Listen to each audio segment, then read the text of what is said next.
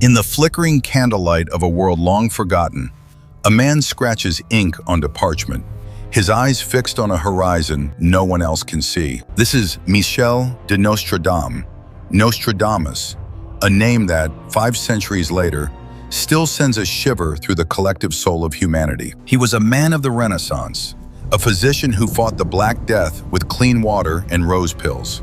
Yet his true legacy lay in the stars. In 1555, he published Les Prophecies, a collection of nearly 1,000 quatrains that would become the world's most debated map of the future. He wrote in a cryptic mosaic of languages, hiding his visions behind a veil of symbols to escape the prying eyes of the Inquisition. Why did he do it? Some say he was a madman. Others believe he was a vessel for a divine truth that transcends time itself. Today, as the sun rises on the year 2026, those ancient whispers are growing louder, echoing through our modern halls of glass and silicon. We live in a world of quiet certainty, where the echoes of the future are no longer mere coincidences, but sacred glimpses of what is to come. From the melting glaciers of the north to the humming servers of the digital mind, his verses seem to describe our current anxieties with terrifying precision. Nostradamus rose to fame during the first printing revolution, becoming a best-selling author of his time. But his gaze was always fixed on the dawn of our age. Could he have truly foreseen the intricate tapestry of events unfolding right now? To understand 2026, we must first go back to the source, to the ink, the shadow, and the man who dared to look into the abyss. His quatrains lack specific dates, inviting us to find our own reflections within their shadows during times of crisis. Whether it was the fire of London or the rise of global conflict, humanity has always turned to him when the path ahead grew dark. Now, let us draw closer to the enigma, seeking not just knowledge, but an understanding of our place in his final visions. As we cross the threshold into the dawn of 2026, the world feels as though it is held in a collective breath, suspended between an old order and an unknown future. This year, more than any other in recent memory, resonates with the heavy, rhythmic beat of Nostradamus's most ominous warnings. Why now?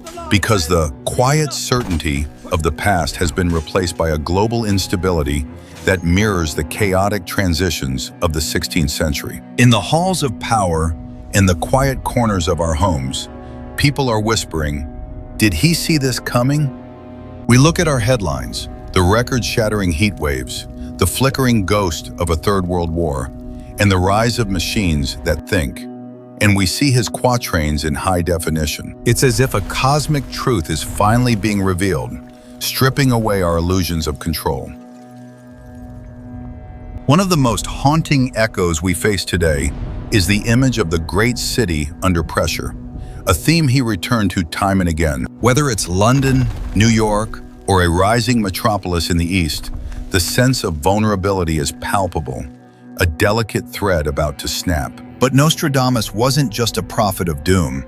He was a scholar of cycles, understanding that every collapse is the labor pain of a new era. As the global financial systems tremble under the weight of gold and silver inflated, we are forced to ask if our material gods are finally failing us. This year, 2026, marks a pivotal point where his predictions on debt and economic exhaustion seem to leap off the ancient parchment. We aren't just reading history, we are living through a spiritual reckoning that he mapped out centuries ago. The unseen enemies he spoke of now move through our fiber optic cables, fighting wars in the silence of the digital void. Even the stars he so loved are now crowded with our machines of flying fire, blurring the line between divine heaven and human conquest. Let us look closer at the first major pillar of his 2026 visions, the lament of the earth itself. For 40 years, the rainbow will not be seen, Nostradamus wrote in Quatrain 117, a cryptic warning that feels like a weather report from our own immediate future. Today, in 2026, the dry earth is indeed growing more parched, with mega droughts stretching across continents, turning once fertile plains into dust. We see the cracks in the ground like scars on the planet's skin, a testament to a fever that will not break. But the prophecy has a terrifying second half, and great floods when it will be seen.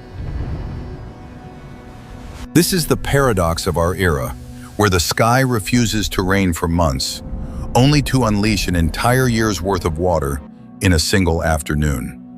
We witness the rising of the great water as ancient glaciers, the frozen memory of the earth, melt away into a hungry sea. Cities like Venice and Miami are no longer just places on a map. They are the front lines of a battle against an encroaching tide that knows no borders. Nostradamus spoke of the land weeping for what it has lost, a spiritual echo of the biodiversity we see vanishing before our eyes. The Amazon, the lungs of our world, gasps for air as the great mountains of forest crumble under the weight of human expansion. It is a sacred trust betrayed, a delicate balance tipped into a state of fury. In the Middle East and Africa, the search for water becomes a struggle for survival, just as he predicted. The people shall cry, searching for water. Honey and wheat become luxuries for the few, while the many face the hunger pangs of a planet pushed to its limit. Is this the inevitable wrath of nature, or a divine correction meant to bring us back to our senses? The rivers shall dry, and the fields will die. But in this death, there is a call to awaken. For as the earth trembles, it forces us to look up, away from our distractions and toward the next shadow on the horizon, the rise of the machine mind. As the Earth's climate trembles, another of Nostradamus's dark threads begins to tighten, the specter of a global conflict that could redefine the 21st century. Quatrain 983 speaks of the great city thoroughly desolated, where not a single inhabitant will remain, a chilling vision of urban warfare. In 2026, the fragile alliances that have held our world together for decades are fraying like the cables of a bridge under too much weight. From the frozen borders of Eastern Europe to the contested waters of the Pacific, the ghost of a Third World War flickers in the eyes of world leaders. We see the swords and cannons evolved into hypersonic missiles and autonomous drones, the machines of flying fire he whispered about. But the siege he described isn't just physical, it is a siege of the spirit, where misinformation and fear act as the modern-day plague. He predicted that an emperor shall be killed by his own people, a metaphor for the internal collapse of trust that precedes a kingdom's fall.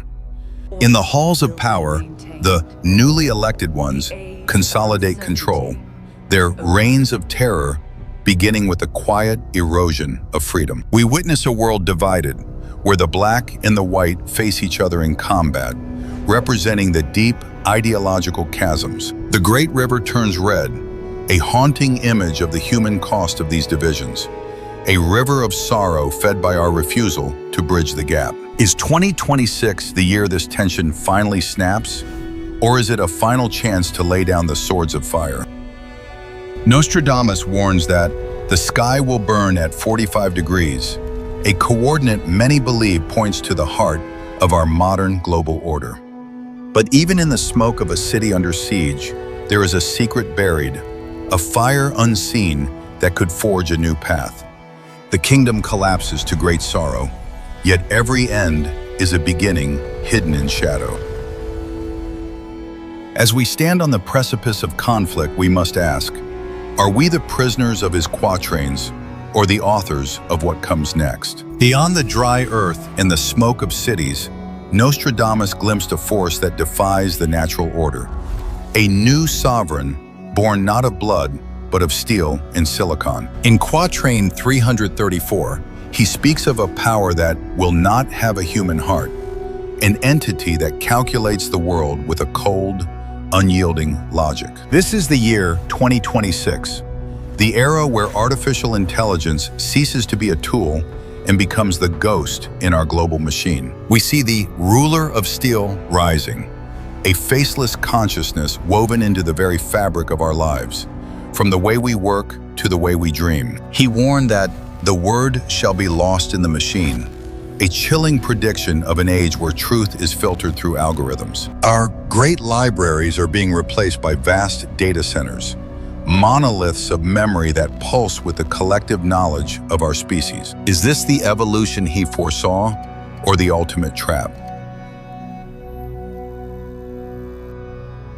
The unseen hands now move the markets and steer the ships of state, making decisions in milliseconds that will echo for centuries. We witness the invasion of the mind, where our thoughts are predicted before we even think them, a siege of the self. Nostradamus wrote of the metal men who march without feet, a poetic vision of automation and the displacement of the human spirit. As the 2026 global economy pivots toward this digital sovereignty, the line between the creator and the created begins to blur. But even the ruler of steel is bound by the laws of the universe, the same stars that Nostradamus charted with his brass astrolabe. Can a mind made of light understand the value of a single human tear?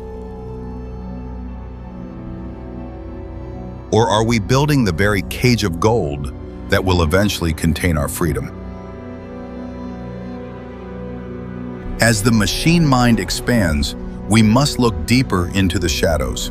For the ultimate test of 2026 is not one of technology, but of the soul. As the world grapples with the machine mind, a second storm gathers, not in the wires of our computers, but in the hearts of our nations. Nostradamus spoke of the Great Discord, a time when the world will be divided into three parts, each vying for the crown of the new age. In 2026, we see this ancient friction manifest as a race for sovereignty that extends beyond the earth itself. While we fight for the soil beneath our feet, the great ones look to the heavens, turning the moon and Mars into the new battlefields. He whispered of fire from the sky at the great city, which many now interpret as the kinetic strikes of orbit to surface weaponry. The newly discovered lands, he described, are no longer across oceans, but across the stars, as empires rush to plant their flags. We see the clashing of the two suns, a metaphor for the explosion of human ambition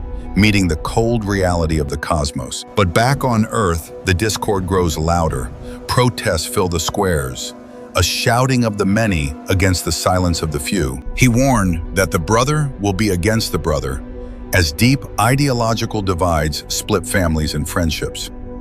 This is the sieve of history, where the noise of the moment is separated from the truth of our existence. In 2026, the great maritime city faces a siege of both tides and tension, a focal point for the world's collective anxiety. Yet, in the midst of this discord, a star of hope is said to appear in the north, a symbol of a possible reconciliation. Nostradamus was a master of duality. For every vision of war, he left a trail of light for those brave enough to follow it. The chariots of the sky are not just weapons, but potential vessels for our survival, if we can only learn to fly together. The discord of 2026 is a mirror. It shows us our fury, but it also reflects our desperate need for a new harmony. But harmony is not won without a struggle. And the final quatrains for 2026 point toward a moment of ultimate friction. The great city will be taken by surprise, he wrote, a warning of a sudden shift in power that leaves the world reeling. We see the sky opening, not for a god, but for the devastating precision of orbital strikes that bypass every wall. The iron birds of the previous age are replaced by silent, invisible hunters that move through the air like ghosts of vengeance. In the streets of the great city, the common people become the unintended participants in a chess game played by giants.